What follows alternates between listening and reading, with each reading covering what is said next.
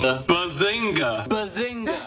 Watoto yaani mundani kama familia ya Kambale. Mwanamke ndevu, mwanaume ndevu. Mtoto ndevu, kubwa ndevu. Kuchambua matembele tu imekuwa tatizo. Mjomba. Kila kitu afanye mjomba. Matatizo gani? Mjomba. Mjomba anakana mwanangu. Kaongea naye. Mwanangu nani?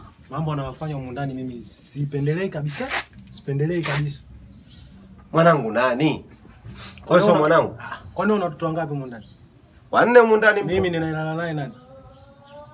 Kazaju. Huyo Kazaju huyo anajikuta muuni, anajikuta msela, anaacha kudokoa huko kwenye majumba ya watu anakuja mpaka nikanitoa.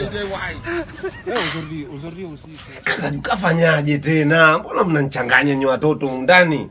Kazaju kafanyaje? Fanyaje? Niliweka hela chumbani. Na kule chumbani tunatoa wawili. Nimerudi mimi sikuti ile pesa. Nani kachukua? Una uhakika? Sio unamzungumzia mtu tu afu baadaye nakataa na lalamika unaona kwa mjomba. Kwa hiyo mimi chizi hapo. Yaani hapo mjomba unataka kuniambia kakuzidi kete.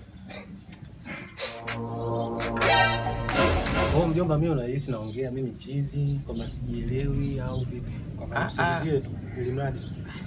Hamna. Nauliza kwa sababu baadaye sio tunazungumza alafu inakuwa kumbe mwenyewe umesahau labda kwenye swali ya pili mjomba. Maana nyote wajomba zangu. Mjomba, nimeweka pesa mezani, sio kwenye suruali. Pesa mezani narudi sikuti. Nani kachukua zaidi yake? Na chumba tunalala watu wawili tu. Hapo kweli hapo. Kwamba panya anaweza kaja kachukua pesa. Kwa hiyo Kazaju ukachukua. Kapita nayo. Amekuzidi uwezo. Mjomba umezidi uwezo. Mjomba nipo serious cheki. Sawa, mimi nitaongea naye.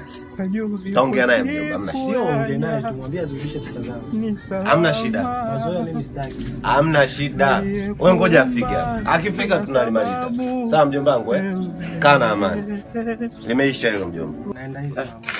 Basi ungenisaidia hata kuchambua matembele jamani tupike.